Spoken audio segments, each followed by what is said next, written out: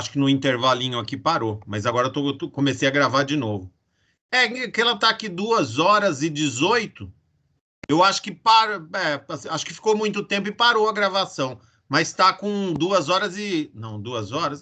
2 horas, né? Porque a gente começou 7h30, 9h30, né? 2 horas de gravação. Obrigado por você ter avisado, viu, Vitor?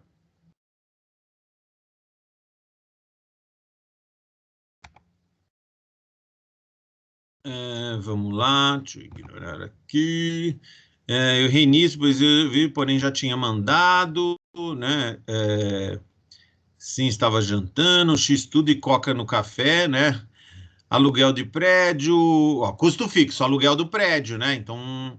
Ah, mas gente, aqui a gente tá aqui para aprender, né? O pessoal fala assim, não, mas eu tinha mandado, mas tá.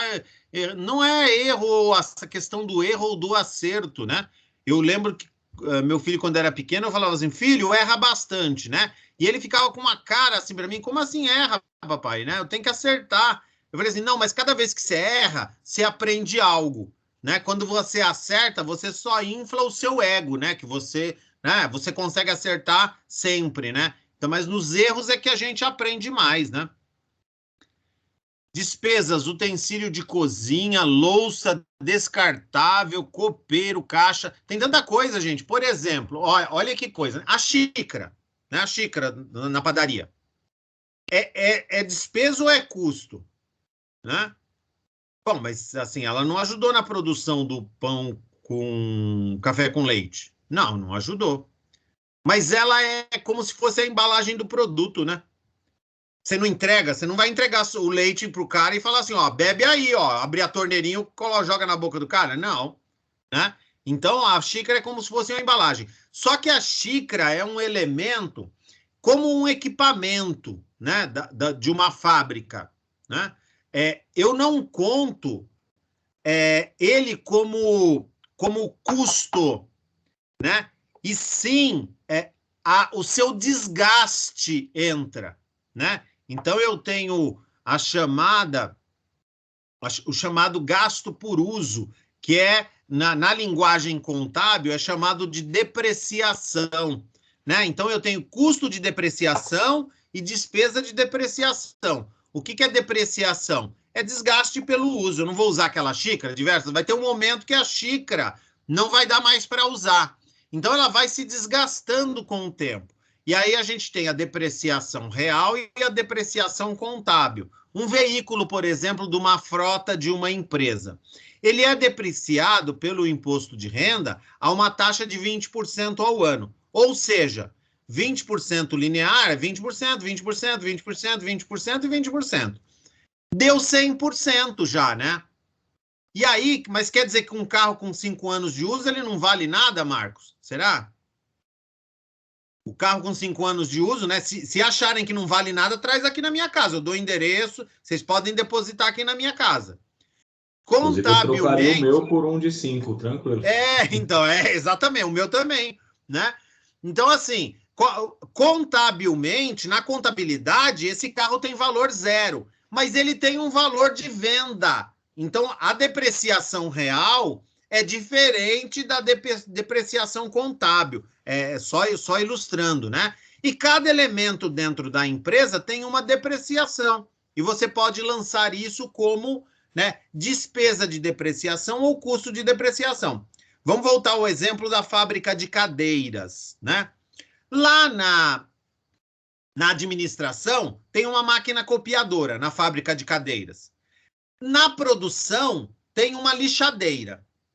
A lixadeira, quando ela se deprecia, quando ela desgasta pelo uso, é custo de depreciação na fábrica de cadeiras. A copiadora, que está lá na administração na fábrica de cadeiras, ela se desgasta também. É um equipamento que, né, ao longo dos anos vai se desgastando. É despesa de depreciação. E aí, assim, a gente tem custo de depreciação e despesa de depreciação. E é uma maneira do empresário pagar menos imposto de renda, né? Porque a despesa de depreciação e o custo de depreciação, eles saem lá dos relatórios contábeis, mas você não paga um boleto, né? Não sai dinheiro do caixa. Então, é um absurdo que eu vou falar aqui, mas assim, a gente explica, né? Ele reduz o meu lucro. Esse custo de despesa reduz o meu lucro. Reduz o meu lucro. E, portanto, eu pago menos imposto de renda. Professor, quer dizer que lucrar menos é bom? É isso que o senhor está falando? Olha que absurdo que eu estou falando, né? Gente, no relatório contábil, lucrar menos é bom. No relatório contábil.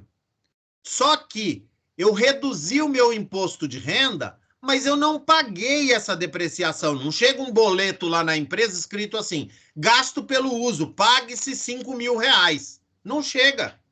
Então, na realidade, eu reduzi meu lucro contábil só para pagar menos imposto de renda. E isso é permitido dentro da legislação tributária brasileira. Só que o dinheiro ficou no meu caixa.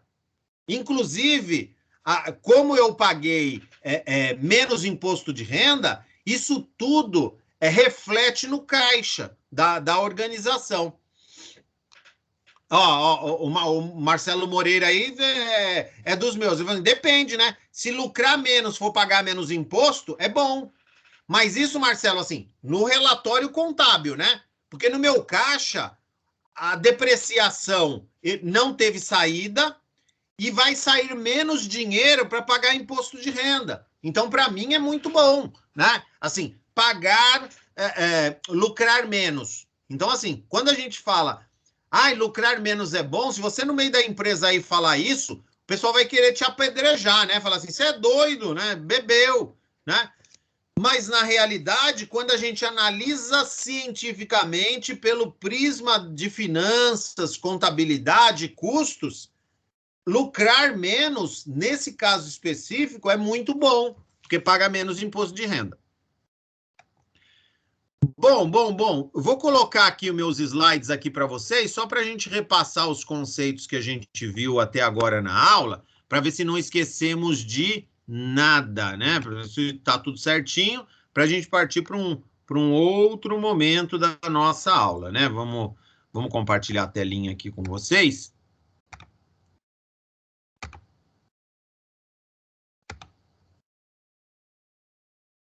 Vamos compartilhar aqui. Todo mundo está vendo aí custo direto?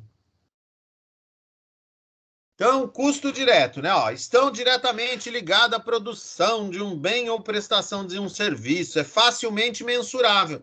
Então, direto eu consigo medir facilmente, né? Podem facilmente ser alocados a um produto. Exemplo, matéria-prima, a madeira da cadeira.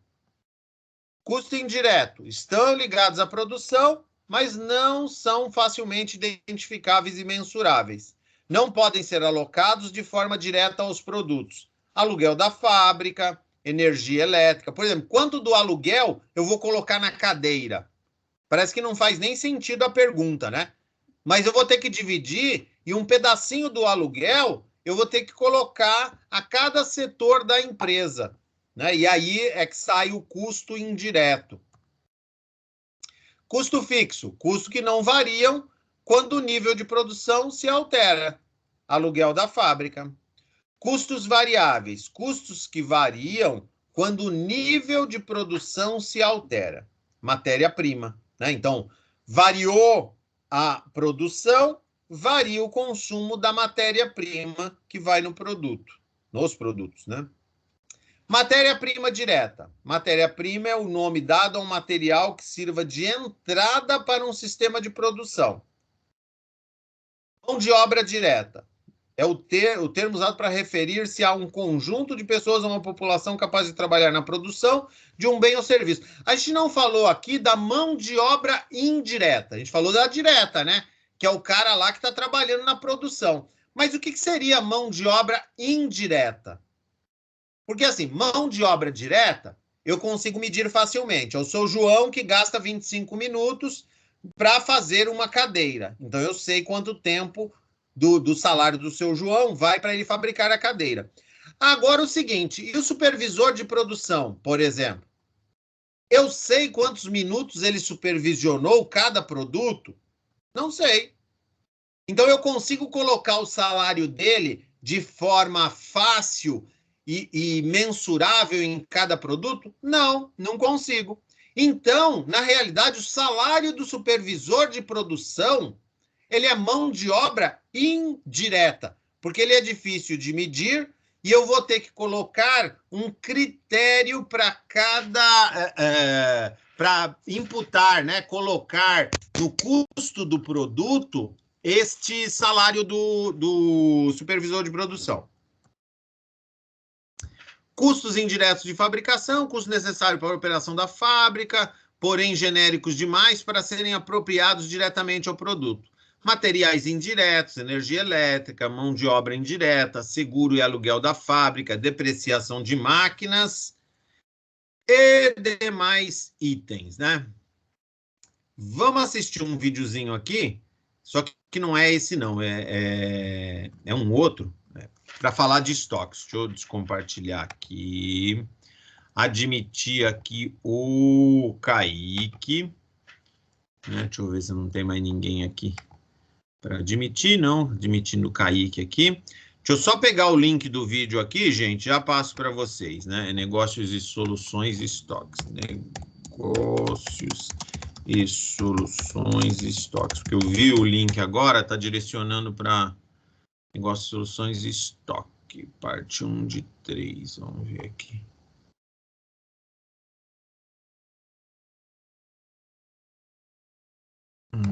Tá.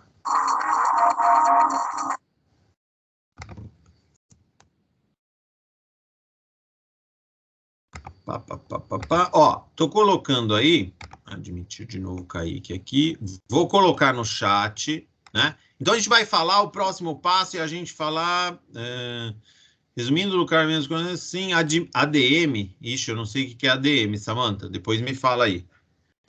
ADM para mim é administração, né?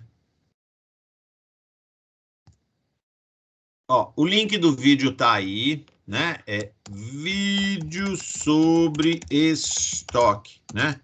Qual a melhor maneira de gerenciar e medir estoques, né? O vídeo tem 10 minutos, né? Mais aí uns 5 minutos, vamos uns 4 minutos para responder, né? Eu vou colocar aqui, então, momento atividade,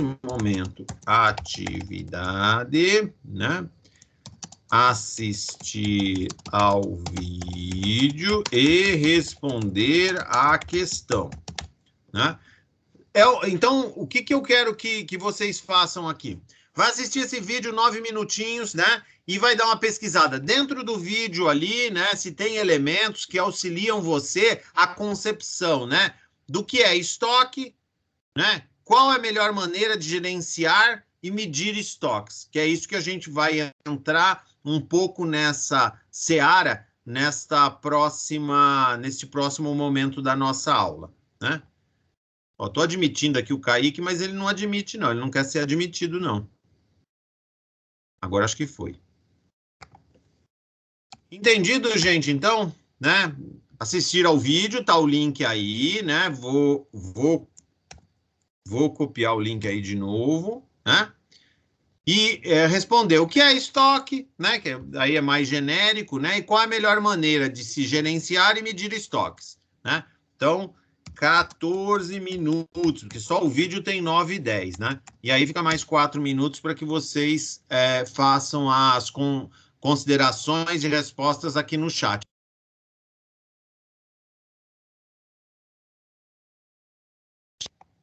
Desculpa, eu me mutei aqui sem querer. Estou desligando a minha câmera e estou mutando o microfone, mas estou acompanhando vocês pelo chat aqui, tá bom?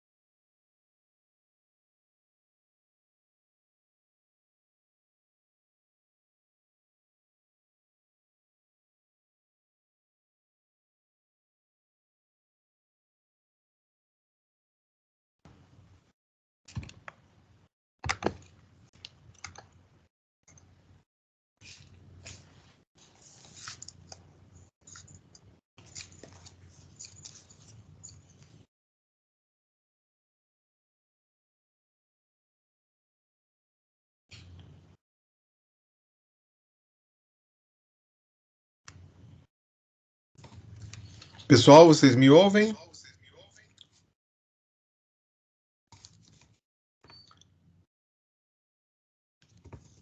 Tá com eco aí a minha...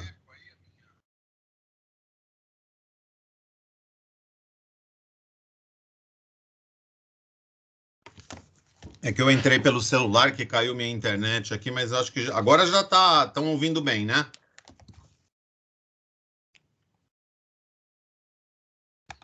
Então vamos ver aqui, vamos resgatar algumas planejamentos, organização, segurança, sim.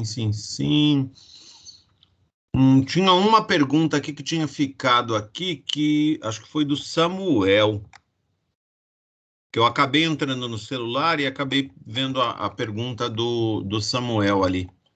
Vamos ver se eu encontro ela aqui de novo.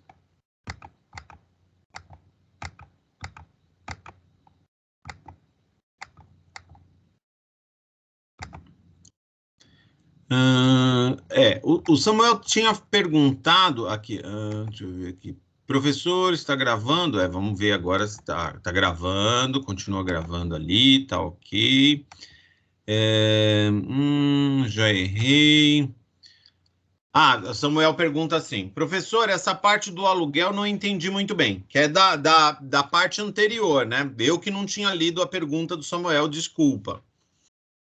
O que acontece, né? O aluguel não é sempre custo fixo.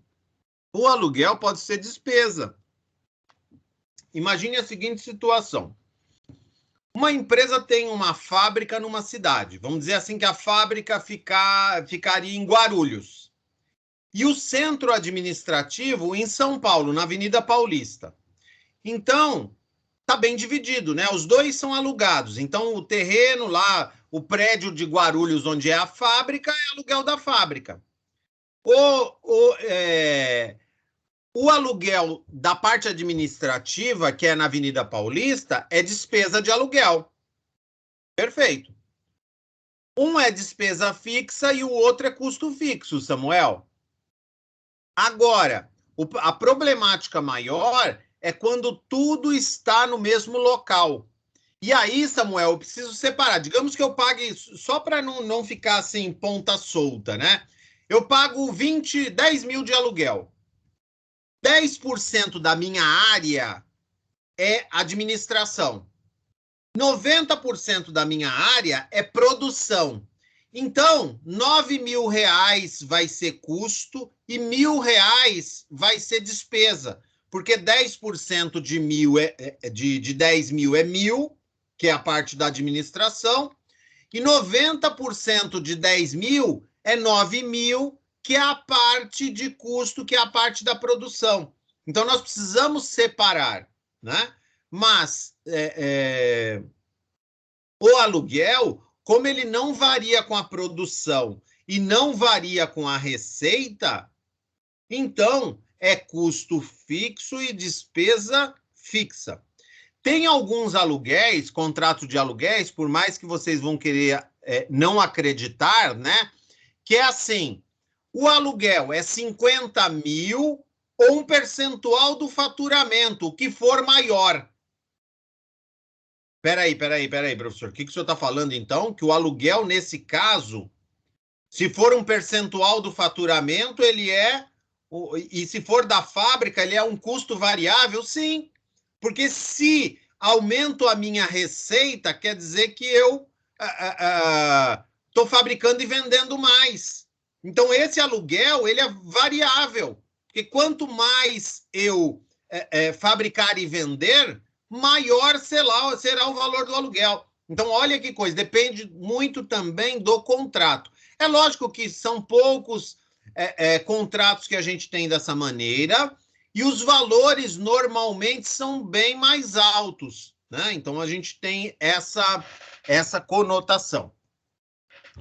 Vamos aqui ver agora, referente ao estoque, né?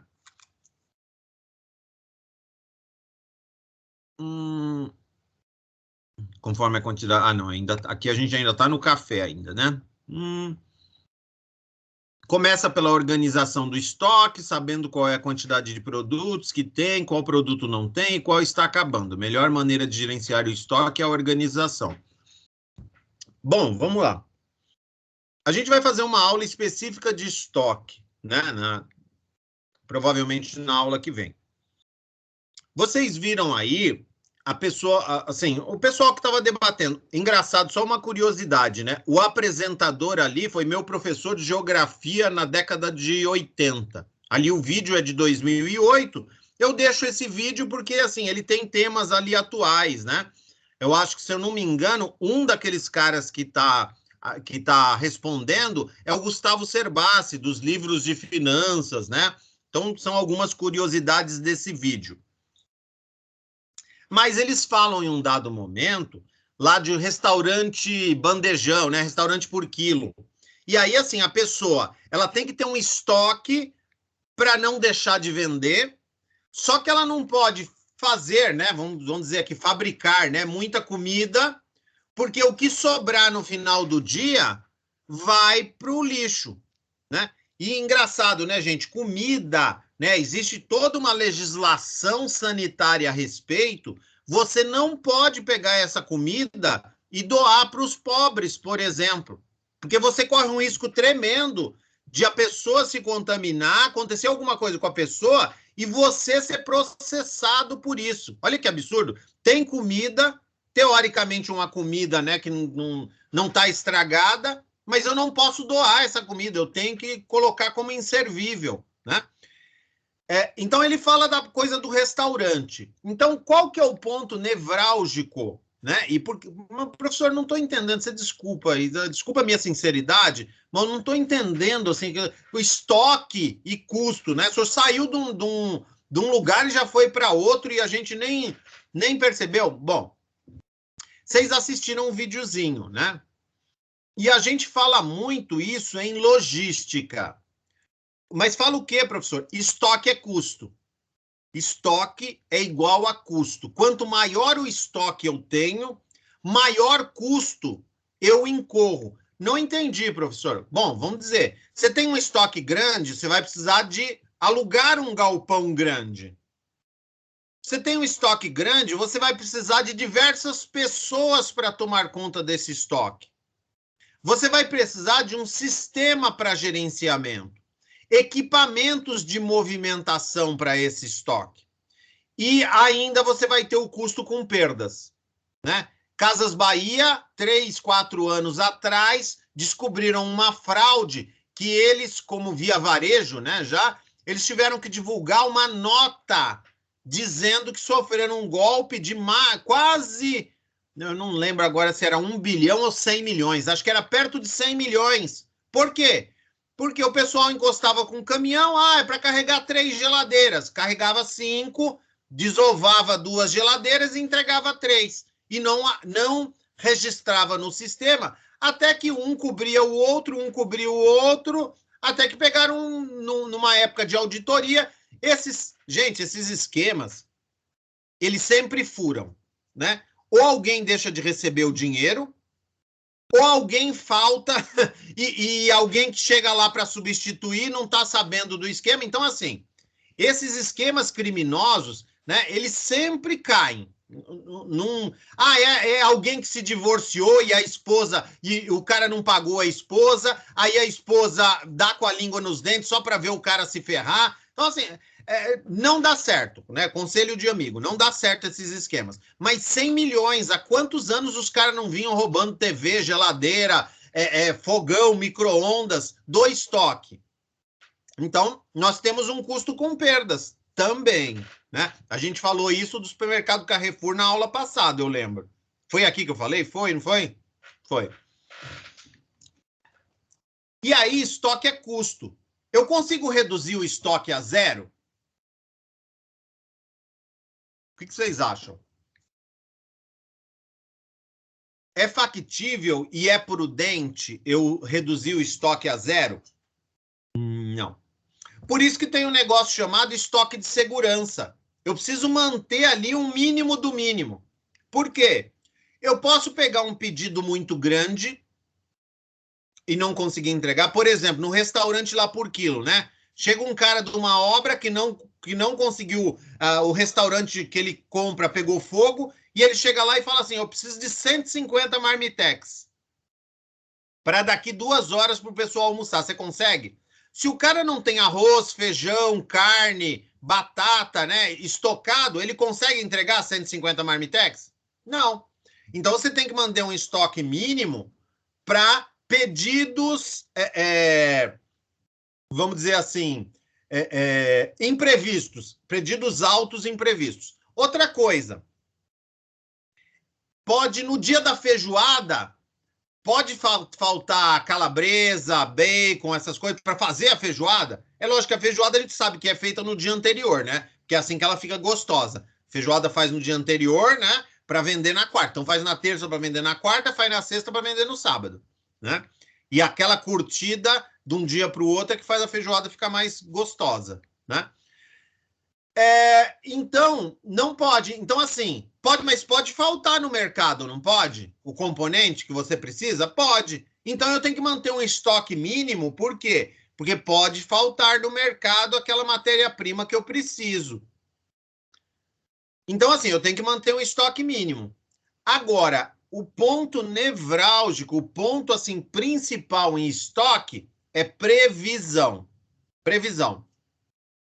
Vou dar 2 situações aqui, vocês me falam se essas situações são boas ou são ruins, né? Tem loja que não tem estoque. A Isabela está falando aqui, depende do segmento, não é? Isabela, assim, casos muito específicos. Agora, assim, quando falam para mim just in time, eu até arrepio aqui os pelos, né? Just in time. Por quê? Just in time é você ter o estoque zerado em tempo justo, né? Você entrega, né? O pedido entra a matéria-prima junto, né? Sai o pedido, você entrega e já está com o próximo. Eu preciso ter uma cadeia de fornecimento, e sim, supply chain, né? Assim, muito bem azeitada. Eu preciso ter fornecedores qualificados que me atendem no prazo. É uma conjunção de fatores muito difícil de se conseguir, né? Ó, a Isabela falou, numa greve de caminhoneiros da vida podem se lascar, isso mesmo. Então, assim, por isso que as empresas, por mais que eu trabalho com estoque zero, ela tem que ter um estoque mínimo de segurança, né? Ó, o Lucas está falando, tentaram aqui na empresa, foi por água abaixo. Agora, vou colocar 2 situações para vocês de previsão. Vamos dizer, minha empresa, ela está pronta aí, né? Eu faço a previsão de 1.000 unidades, né? De 1.000 unidades. Olha, nesse próximo mês, né? A gente vai vender 1.000 unidades. Vendemos 1.500 unidades. Isso é bom ou ruim? Eu previ 1.000, vendi 1.500. É bom ou ruim? Coloquem aí no chat. A minha previsão era 1.000 e eu vendi 1.500. Nossa, que maravilha.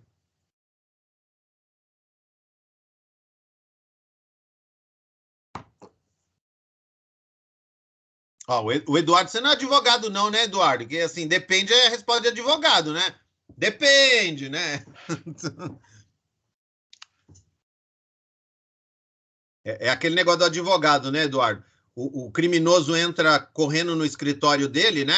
E fala assim, doutor, pelo amor de Deus, acabei de matar uma pessoa aqui, dei 10 tiros na cara dela. Aí o advogado fala assim, opa, pode parar. A arma caiu acidentalmente no chão por 10 vezes e disparou sem você querer. Ela quicou 10 vezes, velho. 10 vezes aí. Nossa, é difícil de acreditar, né? Mas o advogado sustenta, né, ué? A Glock tem gatilho, a Taurus tem o gatilho sensível, professor. Aí, ó, até a arma é a mesma, olha que coisa. Então, qual que é? Agora vou mudar a situação. A gente tem previsão de 1.000 unidades. Eu vendi só 500. É bom ou é ruim? Só 500. Pô, o vendedor não trabalhou esse mês bem, né? Ó, tinha 1.000, né? A previsão era 1.000.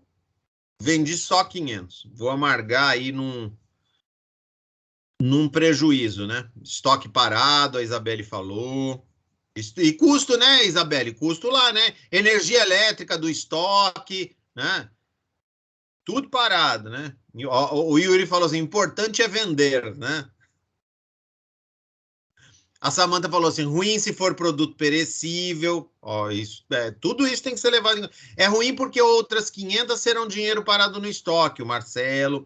Então, gente, por incrível que pareça, né, e por mais que vocês não queiram acreditar, e aqui é a minha função, né? Tentar mudar um pouco a visão de vocês. As situações são idênticas. Idênticas. Mas como assim, professor? Eu previ 1.000 e vendi 1.500. Eu não tenho matéria-prima, eu não tenho mão de obra, vou ter que pagar hora extra. Se for no final de semana, é 100% no domingo. Se for feriado, 100%. Se for depois das 10, vou ter que pagar adicional noturno. E qualquer hora extra, né, é acrescida de um valor. Isso posto, né? Não tenho matéria-prima. Para o cara me entregar a matéria-prima, vocês já experimentaram comprar assim? Olha, eu estou precisando da matéria-prima para amanhã. Você me entrega? Entrego. Só que o preço para te entregar amanhã, o preço não é o mesmo. Por quê? Porque eu vou ter que trabalhar 2 turnos com o meu pessoal. O cara da entrega ele estava de férias. Amanhã eu vou pedir para ele voltar só para fazer sua entrega. Então o preço aumenta. Sendo que você também não tem capital de giro. Então vai ter que bater lá no banco e pedir empréstimo. Quer dizer, o lucro ou vai a zero ou fica negativo para você atender essa demanda. Alguns eu sei que estão pensando assim, esse professor é um contador de mentira tremendo, porque ele quer dizer que eu não posso vender mais, é isso, né? É isso que... Eu já falei isso na aula passada, né? Quem prestou atenção na aula passada, eu falei as mesmas coisas, né? Mas vender 500, professor, você errou nos 2 casos, você errou para 500 na previsão, para baixo ou para cima. O ideal é ficar o mais próximo da previsão possível. Esse é o ideal, né? Você saber quanto de produção a sua empresa suporta, quanto máximo, né? O Marcelo Moreira tá falando, é isso mesmo, Marcelo. Ó, eu falei isso, ó, o Marcelo escreveu aí no chat, né? Ó, empresas quebram por vender demais. Sem planejamento, né? Tudo que é feito sem planejamento, gente, vai dar certo na sorte. Na sorte. Né? Eu tinha um colega que ele vendia autopeça. Só que assim, ele comprou 2 casas do lado, estocou um monte de peça. Ele comprou... deixa eu ver se eu lembro o nome do carro. Lanterna, que vinha da Argentina e não tinha. Assim, ele arrematou, na realidade, que estava no fisco, no porto, ele arrematou. E eu sei que era um carro que saiu de linha. Ele ficou uns 3 anos com assim, uma casa inteira de lanterna de carro parada. Sim, parada porque... Aí o pessoal parou de fabricar, só quem tinha lanterna, Verona. Lanterna do Verona, né? Só quem tinha a lanterna do Verona no Brasil inteiro, era só ele. E Verona vendeu bem, foi um carro que ficou um pouco de tempo no coisa, só ele tinha lanterna, ele cobrava quanto ele queria na lanterna do Verona. E ele vendeu o estoque inteiro. Então, assim, é um pouco de sorte, porque você tem uma casa estocada em lanterna de Verona e você acha que esse negócio vai dar certo, né? Assim... Não, mas deu sorte, né? Deu sorte de as coisas acontecerem ali, pararem de fabricar o carro, nenhum fabricante de autopeça querer fabricar aquela peça, né? Então, o senhor é bastante experiente mesmo, é velho mesmo, né, Marcelo? Sou velho mesmo. Não tive um Verona 0, né? Mas já tive colega que teve um Verona 0, né? É daqueles carros que você mica com ele, né? O cara comprou pensando que estava comprando um carrão, né? Aí depois de um tempo o carro saiu de linha. Então, previsão, estoque. Então, vamos lá. O que a gente aprendeu até aqui de estoque? Estoque é custo. Eu tenho que acertar bastante na previsão. Eu tenho que conhecer o meu negócio, eu tenho que conhecer o meu negócio, a dinâmica do meu negócio. Porque se eu não conhecer a dinâmica do meu negócio, eu não consigo. Eu não consigo fazer uma boa previsão, né? Eu não consigo. E uma outra coisa de estoque, a gente vai falar bastante de estoque na aula que vem, eu vou até colocar um conjunto de slides só sobre estoque lá no Moodle, para a gente conversar na aula que vem. O que aconteceu? Cheguei aqui um dia em casa, a gente tem, antes da pandemia, né? A gente tem uma menina que trabalha com a gente aqui há 15 anos em casa, né? Ajudou, assim, a criar meu filho e tal. E eu cheguei um dia, né? Isso acontecia sempre, né? Eu cheguei um dia para almoçar, ela falou assim, "Seu Marcelo, acabou o arroz", né? E aí, né? Uma vez eu estava com um tempo, aí sentei na mesa com ela, ó, deixa eu explicar para você assim, né? Qual foi a última vez que você fez arroz? Ah, eu fiz na sexta-feira, e hoje já é quarta, né? Mas eu peguei a última medida lá de arroz na sexta-feira. Tá. E aí, né, passou sábado, domingo, segunda, terça, e hoje você tá me falando que acabou o arroz, né? Aí eu expliquei para ela o que era lead time, que entre ela me pedir, eu ter tempo para passar no supermercado, comprar o arroz, trazer o arroz para casa e colocar no pote, existia um tempo, que era de 2 a 3 dias. Então, quando ela vê que ela retirou uma quantidade de arroz do pote e sobrou uma quantidade no pote que só dá para fazer mais uma vez, ela precisaria me avisar. Porque eu vou ter de 3 a 4 dias para encher o pote de arroz de novo. E isso, na realidade, quando a gente fala de estoque no meio empresarial, é chamado de lead time. O tempo que eu tenho entre o pedido, processamento do pedido, chegar no fornecedor, o fornecedor separar, embalar e me entregar. E eu disponibilizar isso no estoque de matéria-prima. Então, existe um tempo associado a isso, né? A Andressa está falando aqui, eles fazem gráfico dentes de serra, que é onde ele vê como está o estoque, se está no estoque de segurança, no estoque mínimo e máximo. Isso mesmo, Andressa, parabéns. Tem o gráfico dentes de serra, a gente vai ver isso. E aí, assim, dentro da minha área, existem modelos de previsão, né? Modelos de previsão como, professor? Com funções matemáticas. A gente vai aprender a fazer isso na aula que vem. Fiquem tranquilos, vamos fazer com calma, né? Depois a gente vai fazer exercício. Então, a aula que vem vai ser só estoque para a gente aprender a lidar com estoque, né? Aí, no meio dessa aula, tem assim, mas, peraí, o senhor falou que estoque é custo, né? Então, assim, eu não entendi essa... Bom, você pega a matéria-prima que você recebe e coloca no estoque. Você retira essa matéria-prima do estoque, vai para a linha de produção, produz o produto e esse produto final ele é estocado. Então, nós temos 2 estoques aqui na empresa. Um primeiro estoque de matéria-prima, um outro estoque de produtos acabados. Professor, mas não tem aqui no meio, né? Não tem no meio? No meio tem alguma coisa, né? Porque, por exemplo, se eu desligo a luz lá no dia 31 de dezembro, carros, né? Eu tenho estoque de peças e estoque de carros prontos para entrega. Só que quando eu desligo a energia elétrica lá da linha de produção no dia 31 de dezembro, ao meio-dia, quando todo mundo vai embora, tem alguns carros que estão lá na linha de produção. E aí eu estimo, né? Ó, tem 100 veículos na linha de produção e estão 50% acabados, que a gente chama de produtos em processo de fabricação. Estes produtos são chamados de estoque de produtos em processo.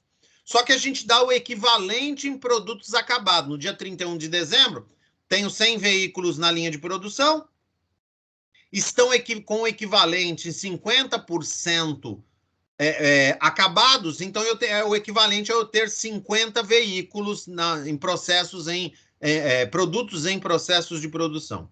Quantidade empenhada, material empenhado também. Material empenhado é aquele que foi retirado, mas não foi usado ainda, né? Como o empenho no orçamento do governo federal, né? Eu empenho alguma coisa, né? Então, eu mando o gasto, né? É autorizado o gasto, mas eu não gastei ainda o dinheiro. Então, quantidade empenhada é a mesma coisa, né? Eu retirei, mas não utilizei ainda. Samantha, é a mesma coisa, né?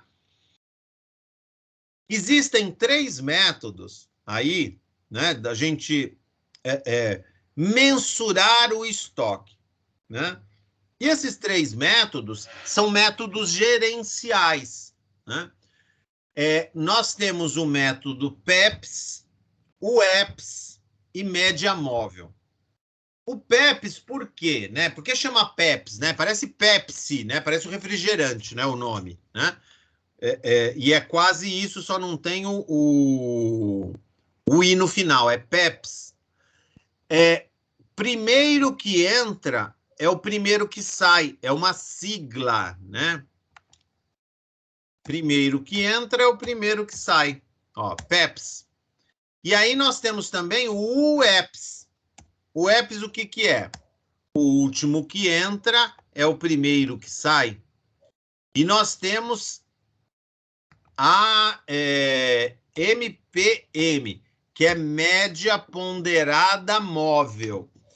Tudo isso, gente, é assim, o entendimento é muito simples, né?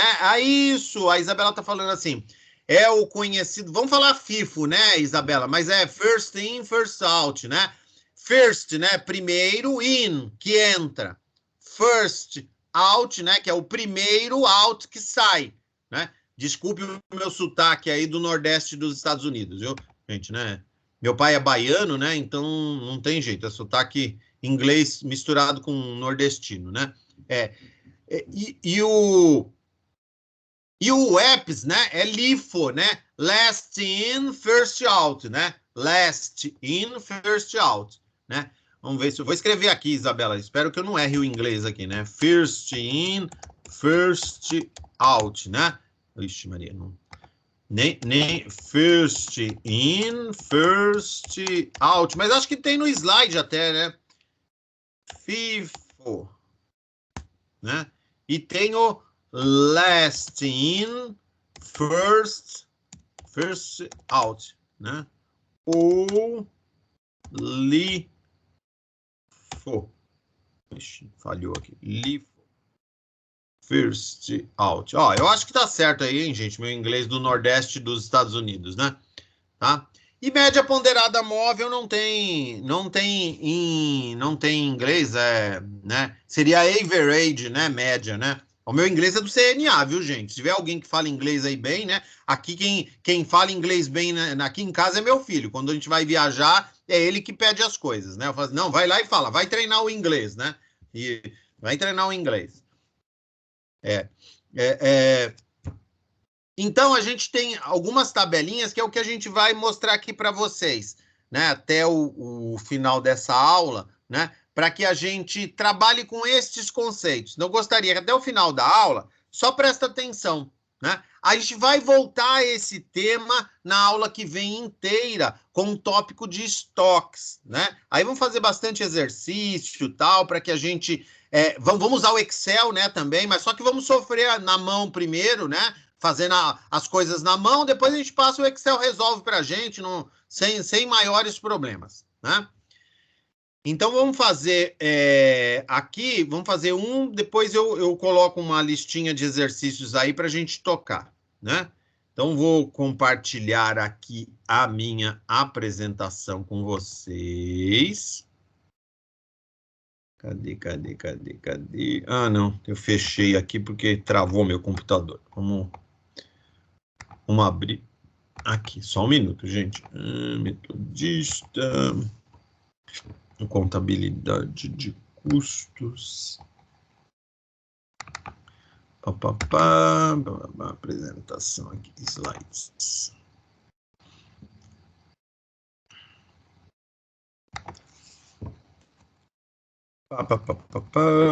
Aqui, fábrica de queijo, embolso, mão de obra.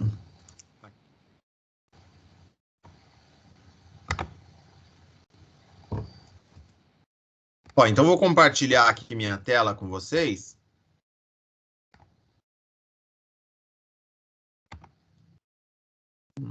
Contabilidade de custos. Todo mundo vê aí minha tela? Então já falamos, né, Peps? O primeiro que entra é o primeiro que sai. Professor, mas qual é o conceito? O que entrou primeiro no estoque é a peça que você vai retirar primeiro. Então você tem que ter um controle, além do estoque global, você tem que ter um controle dos lotes que entraram no estoque. Por quê? O lote que entrou primeiro tem que sair primeiro. First in, first out. Então vamos lá. Aqui, ó, vou pegar aqui a canetinha. Então, aqui, ó, dia 2 de janeiro, entrada, né? Quantidade, entrou 500. Que valor? R$2.000. Saiu alguma coisa? Não, não saiu nada. Qual que é o meu saldo? 500. Por quê? Entrou 500, tinha 0. E qual que é o valor? 2.000. 10 de janeiro, entrou mais 200 unidades. Qual o valor dessas 200 unidades compradas? R$1.000. Saiu alguma coisa? Não. Bom, se eu tinha aqui, é bem a coisa de estoque, né, gente? Que é quase um saldo bancário, né? 500, entrou 200, ficou 700. Tinha 2.000. Entrou 1.000. O meu valor foi para 3.000. No dia 16 de janeiro, entrou 300 a 1.500. R$1.500. Então, eu comprei 300 unidades a R$1.500. Saiu alguma coisa? Não, nesse dia não saiu nada. Então, quantidade, eu tinha 700. Entrou 300. Eu tenho 1.000 unidades já. R$3.000 era o saldo. Entrou 1.500. Então, eu fiquei com R$4.500. Então, eu tenho 1.000 unidades a R$4.500. E aí, onde mora o perigo? O perigo mora no dia 22 aqui de janeiro. Por quê, professor? No dia 22 de janeiro não entrou nada, mas saíram 500 unidades. Esse que é o problema aqui, ó. Qual que é o valor de saída? Né? Porque a quantidade é 500, né? Eu tinha 1.000 unidades, vou retirar 500 unidades, sobram 500 unidades. Agora, de qual desses lotes eu pego? Eu vou ter que pegar aqui desse lote, né? Desse lote aqui. O primeiro que entrou é o primeiro que vai sair. 500, 2.000. Então, o valor que eu vou colocar aqui, ó, na saída, depende única e exclusivamente do valor do lote aqui, no dia 2 de janeiro. Qual que é o problema? Aí alguém vai perguntar assim, professor, mas se ali tivesse no dia 2 de janeiro, tivesse 1.000, como que eu teria que proceder? Bom, você pega aquele lote, né, com R$1.000 e vamos dizer assim, 250 peças, e pega o próximo lote, mais 200 peças a R$1.000 e mais 50 peças do final, do lote, até completar a quantidade desejada para ir para a linha de produção ou para ir para a venda. O importante frisar aqui é o método, né? O primeiro que entra é o primeiro que sai. Deu para entender, gente, até aqui? Tranquilo? Falem aqui comigo no chat se está tranquilo, se não está, se está muito bagunçado. Professor, já não estou entendendo nada. Boa noite, professor. Boa noite, querido. Eu não entendi. Você pode explicar de novo, por favor? Quantas vezes for necessário, fica tranquilo. Saldo da sua conta bancária. Que banco que você tem conta? Tem o Santander. Santander. Então tem lá, né? Tem lá. Você depositou 500 reais, certo? Você não tinha nada, estava com a conta zerada. Quanto que é o saldo? Ó, saldo aqui, ó. Quanto que é o seu saldo? 500, né? Você depositou 500. No dia seguinte, vamos dizer que você depositou 200. Para quanto foi o seu saldo lá na conta do Santander? 700. Tudo bem até aí? Tudo bem até aqui. Aí no outro dia, nossa, mas você também tá recebendo dinheiro, né? Porque é só depósito que entra nessa conta. Ó, entrou 300 de depósito. Foi para quanto o saldo da sua conta? 1.000. Então, na sua conta no Santander, tem R$1.000. Aí você vai sair com os colegas no final de semana, tá abonado, você gasta 500. Você não tinha 1.000 na conta? Você gastou 500, né? Ó, saída é o que é igual desembolso, né? Saiu o dinheiro do... Mas aqui a gente está primeiro falando em quantidade, mas relacionando com o saldo da conta para ter o entendimento, né? Ó, então sobrou 500. Por quê? Eu vou reduzir, aqui agora eu vou reduzir. Eu tinha 1.000 de saldo. Eu gastei 500, sobram 500. Agora, se a gente usar essa mesma... Até aí, tudo bem, querido? Até aqui, sim. Então, agora eu vou usar a mesma metodologia do saldo da conta para checar os valores. Entrou 2.000, fiquei com 2.000 de saldo, certo? Entrou mais 1.000, para quanto que foi o meu saldo? 3.000. Por quê, professor? 2.000 mais 1.000, 3.000. Aí 3.000 você tinha de saldo, entrou mais 1.500. Para quanto foi o seu saldo? 4.500. Aí você fez um saque de R$2.000. Quanto sobrou? Você tinha 4.500, fez um saque de 2.000, ó, aqui onde eu estou riscando, né? Ó, fez um saque de 2.000. Quanto ficou de saldo? 2.500. Então, é tipo o saldo da sua conta bancária aqui. Melhorou, piorou, ficou na mesma? Ah, sim, agora eu entendi. É que o formato dessa tabela é meio confuso, mas deu para entender agora. É porque aqui, ó, a gente... quem já trabalhou com folha de estoque, né? Aqui eu tenho a quantidade e aqui o valor, né? Ó, quantidade e valor.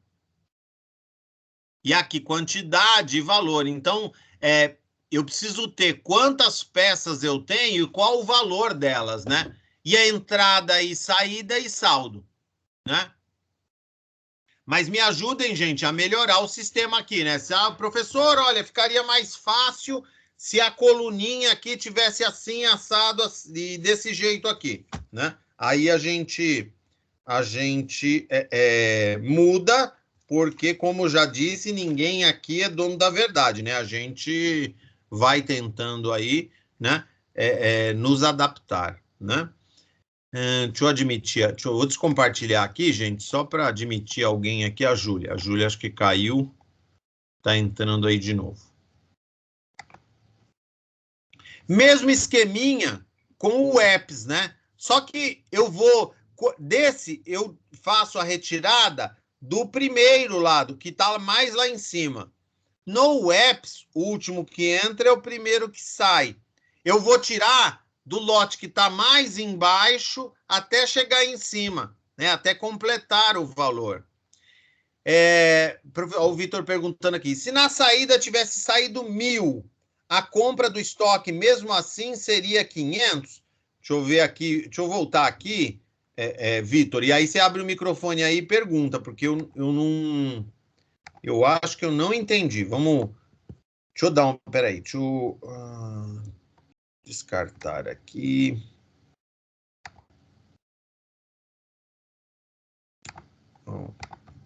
compartilhar aqui de novo. Estava muito rabiscado lá. Aqui, beleza.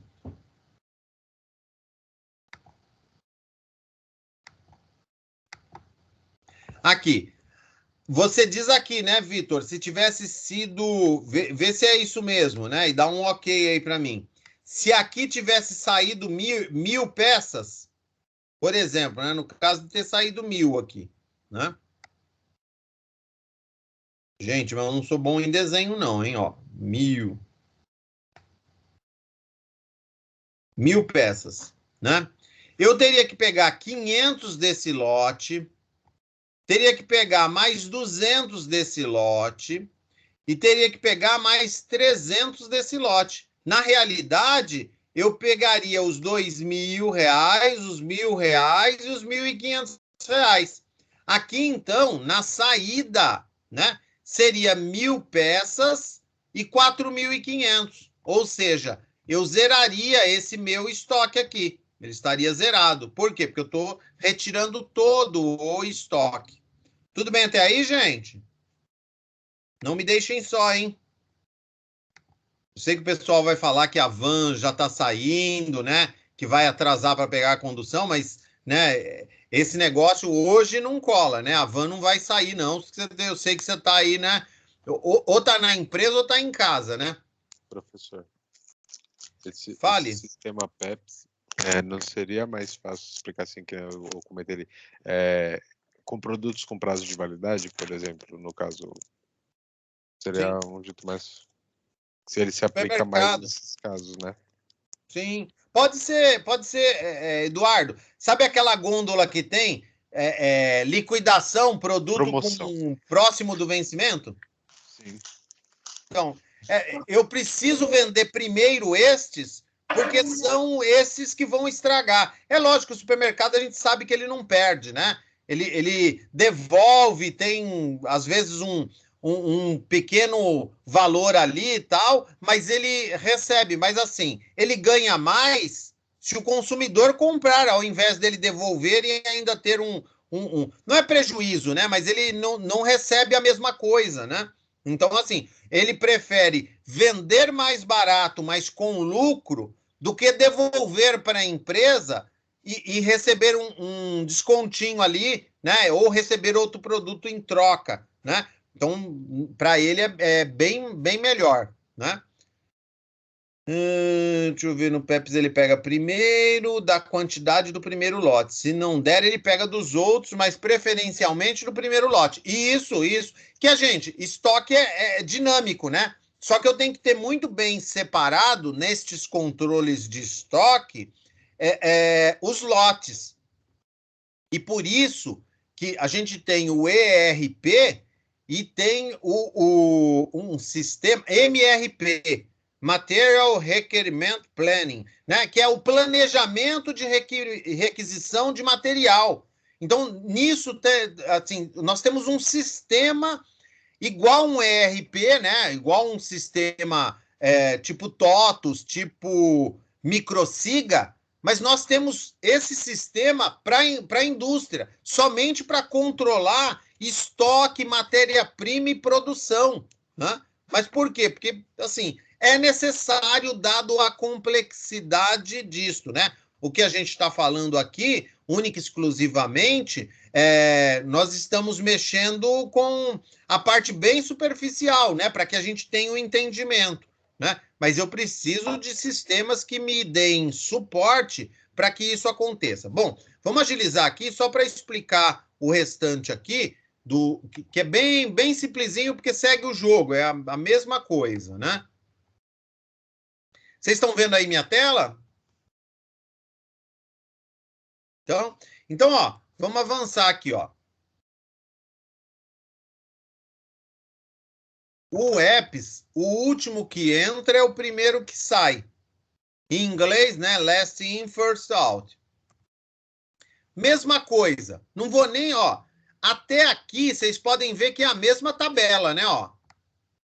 Eu tinha 500, depois entrou 200, foi para 700, depois entrou 300, foi para 1000. Quantidade. Então, tenho 1000 peças em estoque.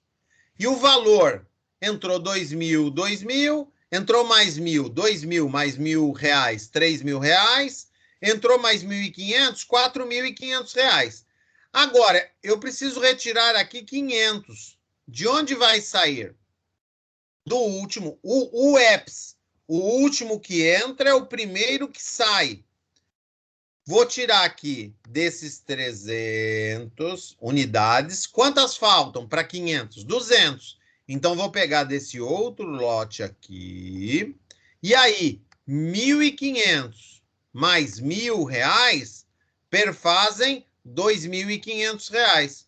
Então, o saldo do meu estoque agora é 500 e R$2.000. E não R$2.500.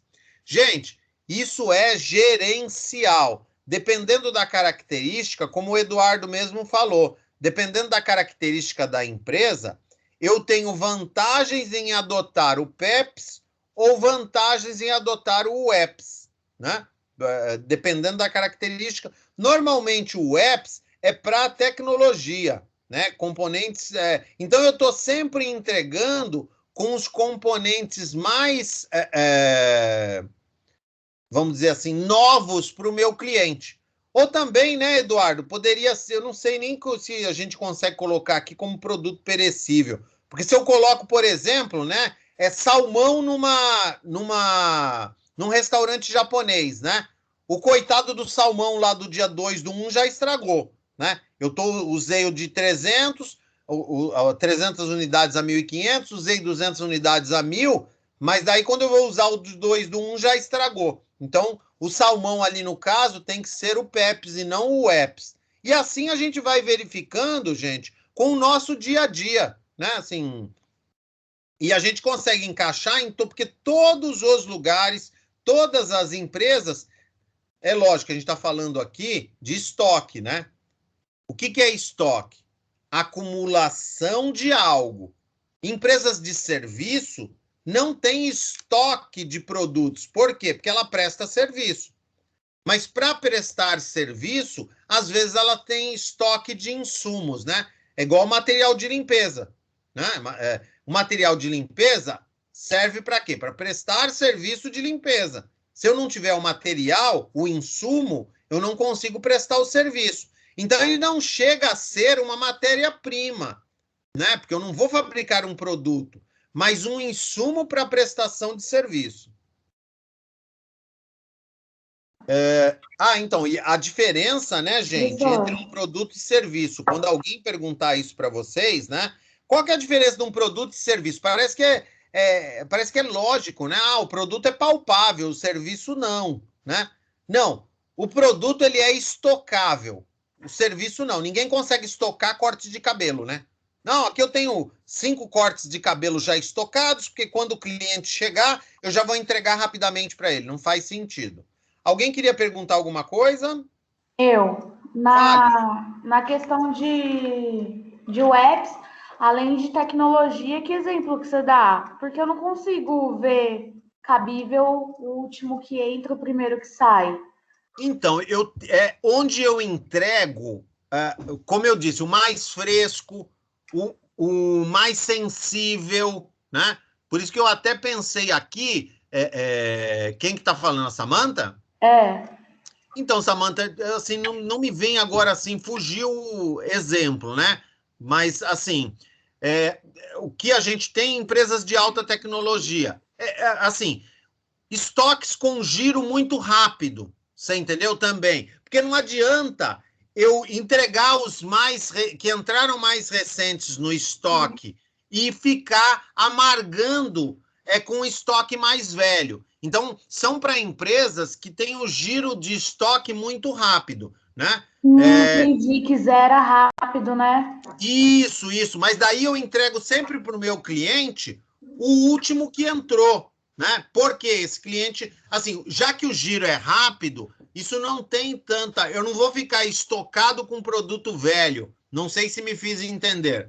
Agora sim, agora eu consegui compreender. Ah, então tá. Obrigada. Imagina, é que às vezes o exemplo não vem à cabeça, Samantha, e às vezes eu peço até desculpas para vocês, né? Mas a gente vai tentando ajustar aqui, né? Às vezes eu não lembro da palavra, não lembro, mas a gente vai pegando no tranco aqui e conseguindo. Ah, mas agora ficou bem claro. Obrigada, professor. Nada, imagina. Então nós temos o PEPs e o EPS, faltou um só. A gente termina aqui e fecha a conta, né? Qual, professor? Média móvel ponderada. O que é a média móvel? Cada item que entra no estoque, eu faço uma nova média de valor unitário em estoque. Ih, professor, não entendi. Vamos pegar um exemplo aqui, ó. Preço médio ponderado ou média móvel ponderada. Então, assim, ó, gente, mesmo exemplo. Dia 2/1, entrou 500 em quantidade, R$2.000. Aí, ficou 500, R$2.000. Até aqui nenhuma novidade. Só que tem aqui nessa tabela agora algo chamado valor unitário. Esse valor unitário, o que é? O que representa, né? Esse valor unitário, ele representa os R$2.000, que é dinheiro, dividido por 500 peças, que é quantidade. Então, me dá uma média unitário, ou seja, cada uma das 500 peças que estão no meu estoque, né, elas têm o valor unitário de R$4. Aí, o que aconteceu? Aí eu comprei mais 200 peças em quantidade, com um valor de R$1.000. 500 mais 200 veio para 700, minha quantidade em estoque. 2.000 mais 1.000 veio para 3.000, minha quantidade em estoque. Vou pegar 3.000 e vou dividir por 700. Vocês viram como subiu aqui o valor unitário? De 4 foi para 4,29. Essa compra que eu fiz aqui, o valor médio do produto estava mais caro. Por isso que a minha média aqui, ó, ela subiu para 4,29.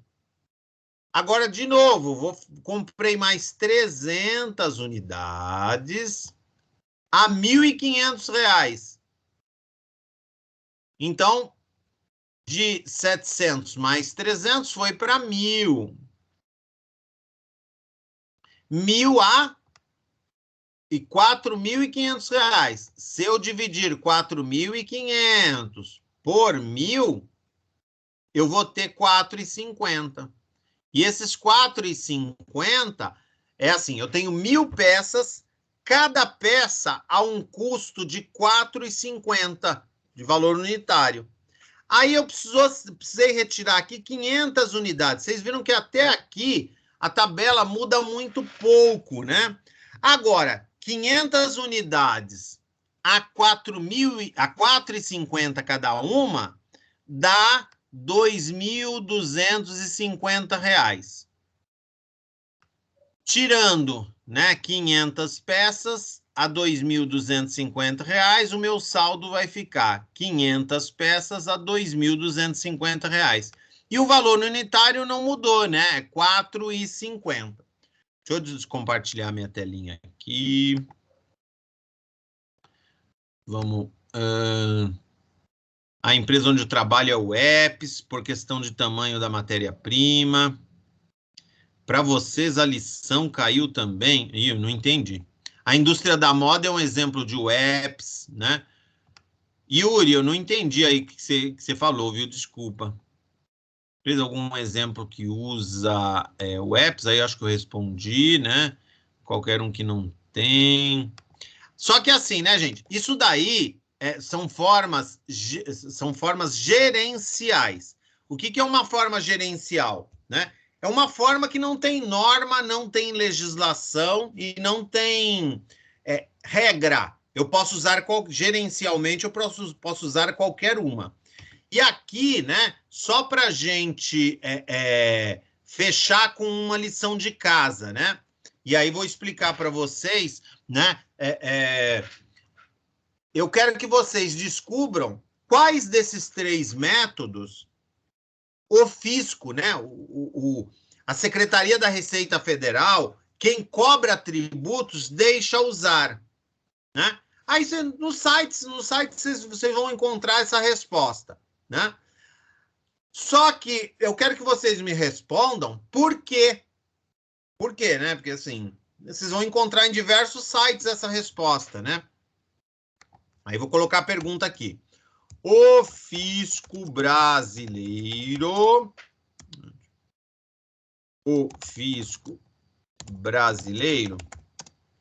somente deixa utilizar um dos métodos, o EPS, PEPS e média ponderada móvel, né? Qual e por quê?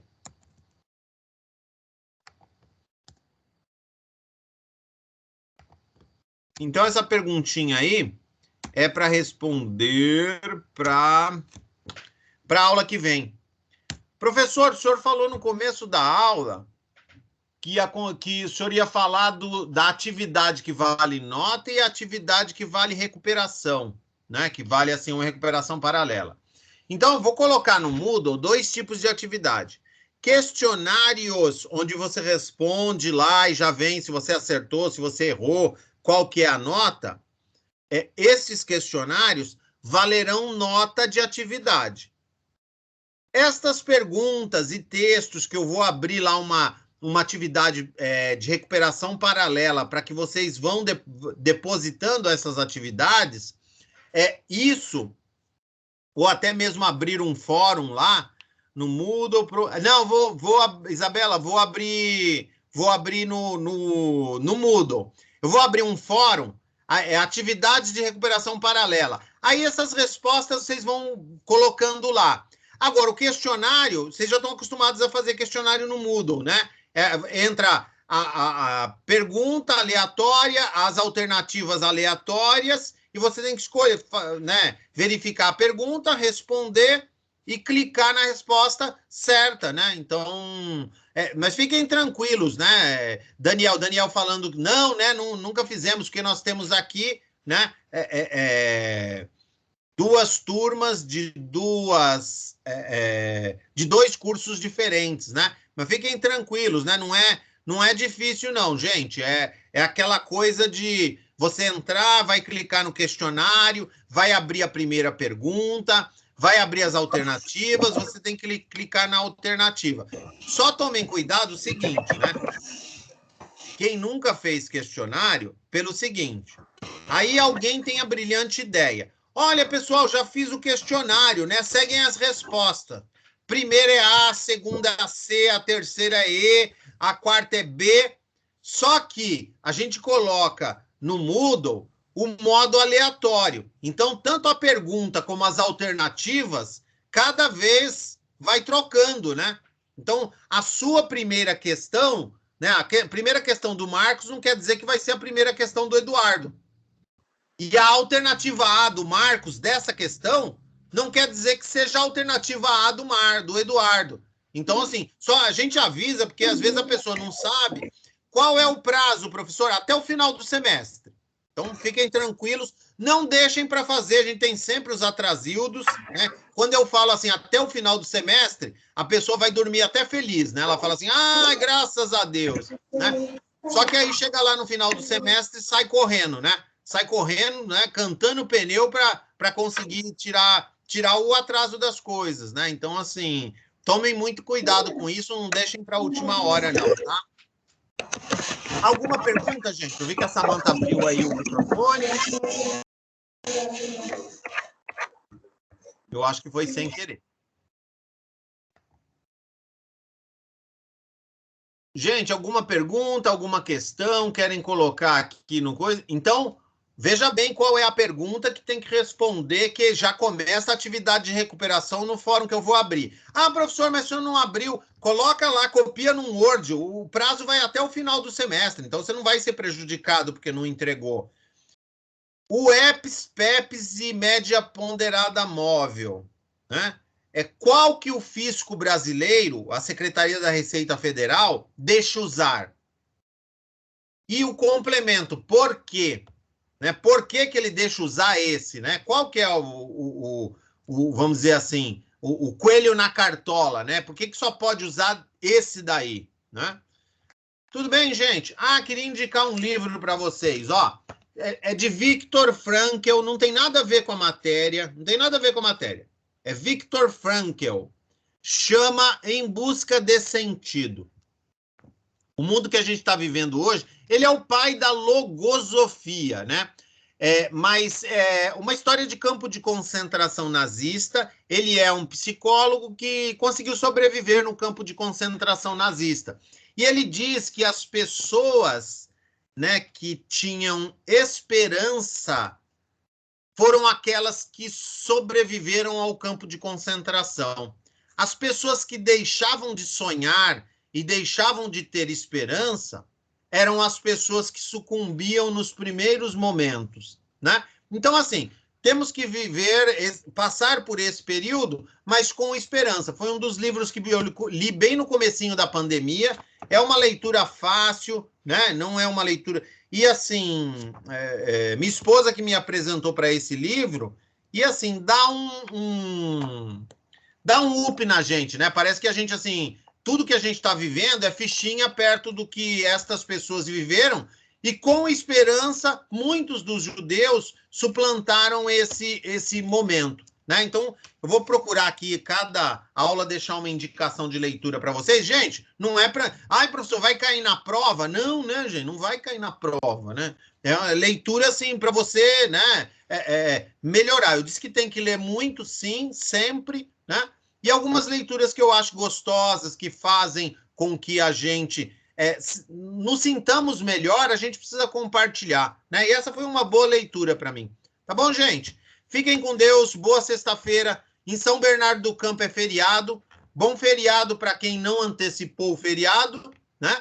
E bom trabalho para quem antecipou o feriado lá atrás, né? Tá bom? Boa noite, gente. Foi um prazer estar com vocês aqui hoje, viu? Tchau, tchau. Tchau.